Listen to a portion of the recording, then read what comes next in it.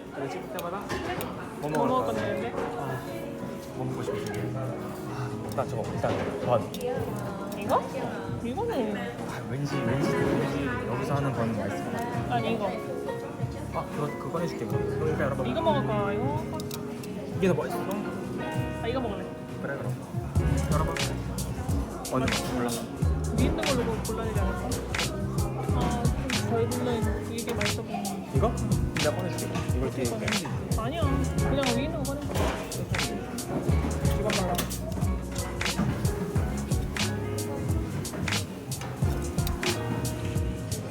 그놈의 코코플러스. 이거. 뭐 있었는데 없네. 와인데 그냥? 근데 뭔지 몰라도 다 팔렸어. 아직이야 페레로. 이거는 왜 그거는? 그냥 크라상이야. 너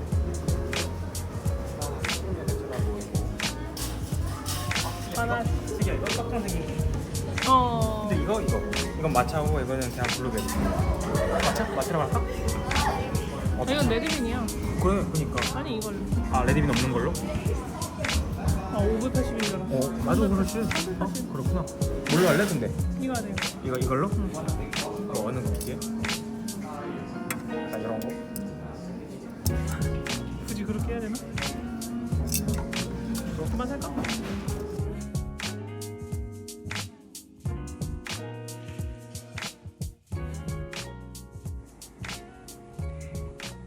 안녕하세요, 세시입니다. 이번 영상에서는 5월에 재밌게 읽은 책 빛의 과거를 소개해보려고 해요. 이번에 책을 읽을 때에는 평소와는 다른 방식으로 책을 읽었는데요. 저는 평소에 책을 다 읽은 후에 독서 노트를 작성하는데 그러다 보면 메모만 남기고 독서 노트는 작성하지 않는 경우가 종종 생기더라고요. 그래서 이번엔 독서 노트를 쓰면서 동시에 책을 함께 읽어봤어요. 또 하나, 저는 책 한 권을 진득하게 읽기보다는 이 책, 저 책 손 대며 읽는 병렬 독서를 주로 하는 편인데요. 그러다 보니까 시작한 책에 비해서 끝까지 읽은 책은 몇 권 안 되더라고요. 그래서 이번엔 책을 여러 권 읽되 중심책을 한 권 정했어요. 중심책은 말 그대로 독서할 때 이 책 위주로 읽겠다고 정한 책이에요. 새벽 독서로 30분, 그리고 자기 전에 책 읽는 30분을 제외하고 남은 여가 시간에는 가능하면 한 권의 책을 읽으면서 집중도를 높여보려고 했는데요. 빛의 과거를 중심책으로 선정해 읽어봤어요. 새로운 방식으로 읽어본 소감은 마지막에 알려드릴게요. 끝까지 재밌게 봐주세요.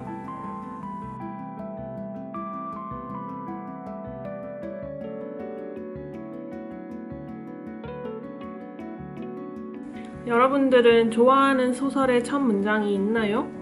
저는 특별히 첫 문장을 주의 깊게 읽는 편은 아닌데 이 책은 첫 문장을 읽는 순간 이 책 되게 재밌을 것 같다 이런 예감을 받았어요. 소설의 첫 문장 혹은 첫 문단은 소설의 첫 인상과도 같아서 많은 소설가들이 첫 문장을 공들여 쓴다고도 하는데요. 빛의 과거는 이렇게 이야기를 시작합니다. 가장 친한 친구가 아닌 것과는 상관없이 그녀는 나의 가장 오래된 친구이다. 이 한 문장으로도 두 사람의 미묘한 사이가 눈에 그려지는 것 같지 않나요?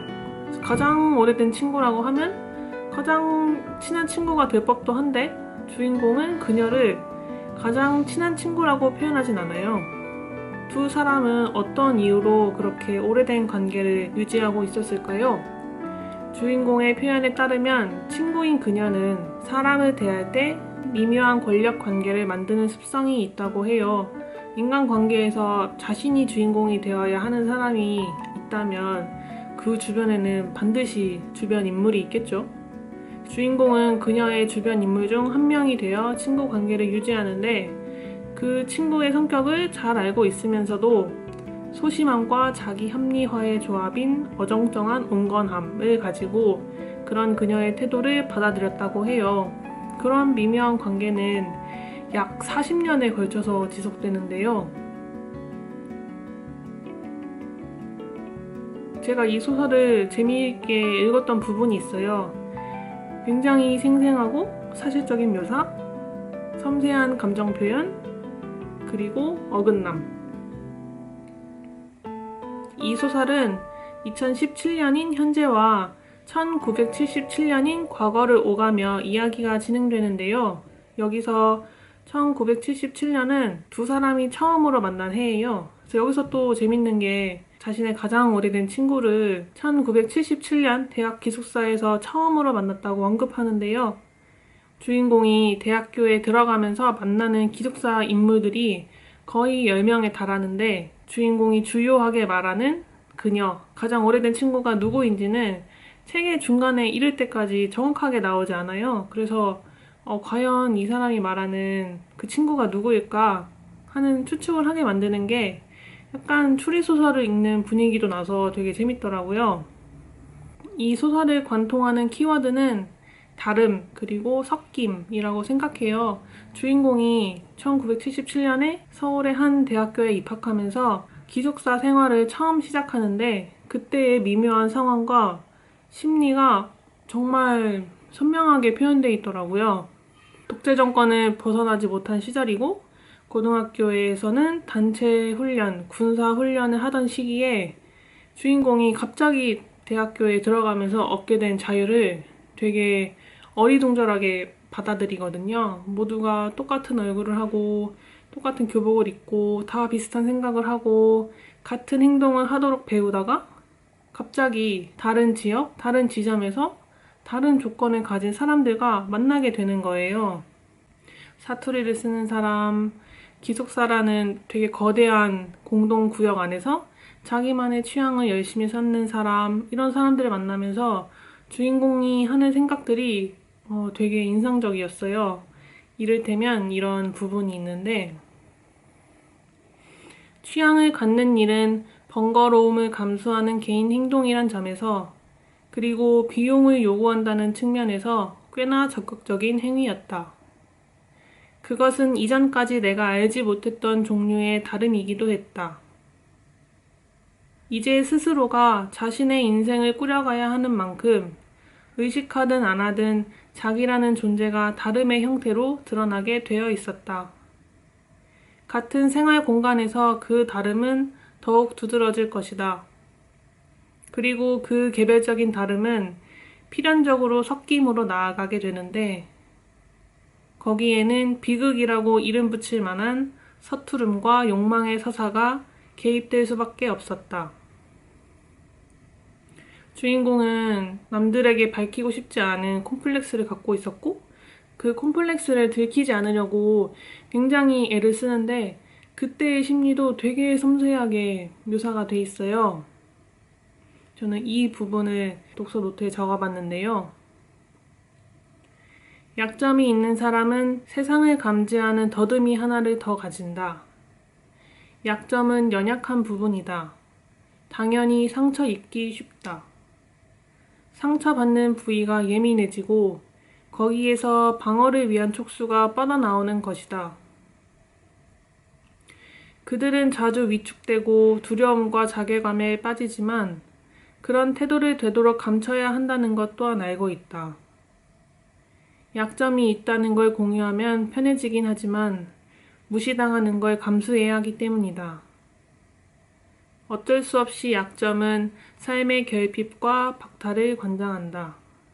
이런 부분은 진짜 밑줄을 여러 번 긋고 싶게 만드는 부분이에요. 1977년에 기숙사에 모인 여자 대학생들의 이야기가 한 축을 담당하면서 대체 주인공이 말하는 친구는 누구일까 하는 궁금증을 준다면 다른 한 축에는 지금은 사라진 공주들을 위하여 라는 책이 존재하는데요. 이 책은 주인공의 친구인 그녀가 쓴 소설책이에요. 이를테면 책 속 책인 셈인데요.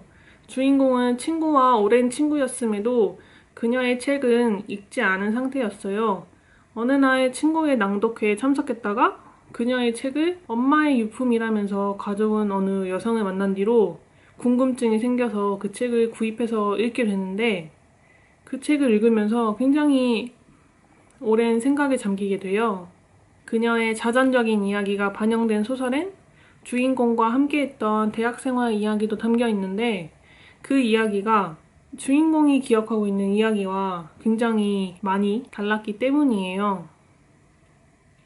그때 나는 어느 정도의 거리만 있었을 뿐 우리가 같은 공간과 시간대를 공유하며 나란히 서서 같은 방향을 보고 있다고 생각했다.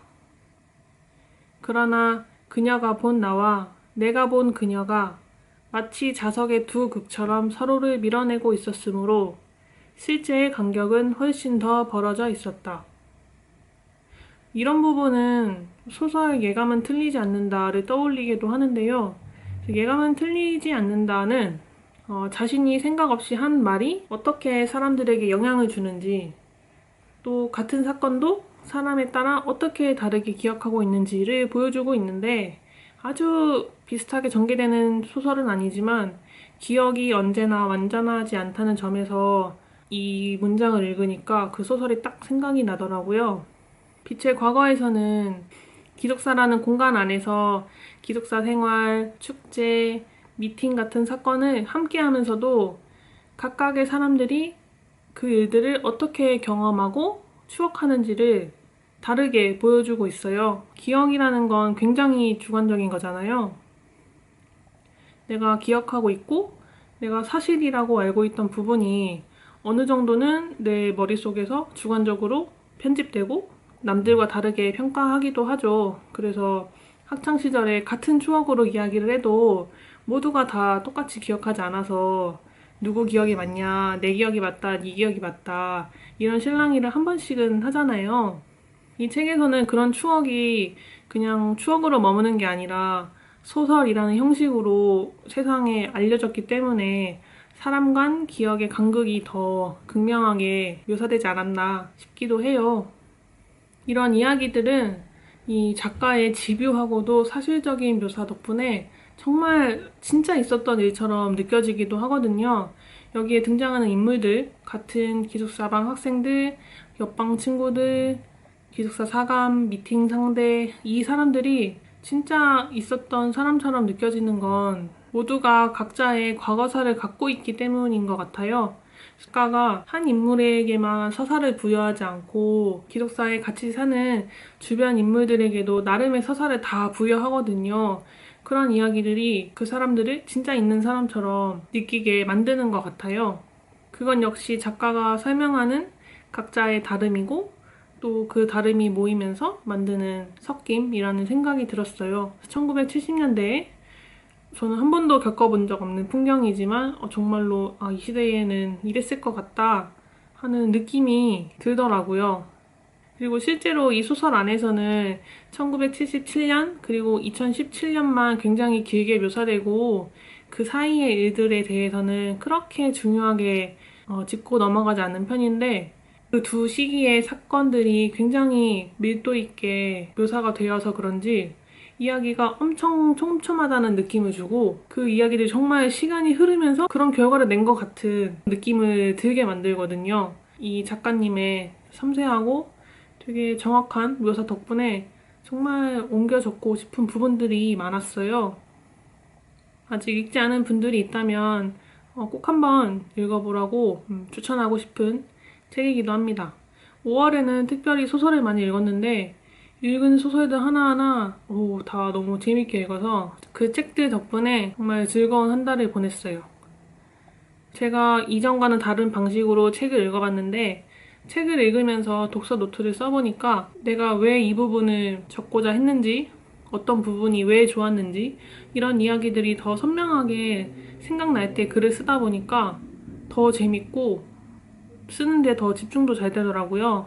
근데 저는 자리를 자주 바꿔가면서 책을 읽는 편이라서 독서 노트를 쓰기 어려운 곳에서 책을 읽을 때가 더 많거든요. 그래서 이런 습관을 계속 유지하려면 책상에 앉아서 책을 읽는 습관을 더 들인다든지 아니면 전날 읽은 책은 다음날에 독서 노트를 쓴다. 규칙을 정해서 쓰면 좋을 것 같다는 생각이 들었어요. 그리고 두 번째로 중심책 정하기는 이렇게 해보니까 되게 도움을 많이 받았어요. 특히 이번에 읽은 이 빛의 과거라는 책은 장편 소설이기 때문에 너무 잘게 쪼개서 읽으면 앞 내용이 잘 생각이 안 나기도 하고 이 책을 진득하게 읽었으면 좋겠다 하는 바람이 있어서 일부러 중심책으로 선정한 이유가 있기도 하거든요.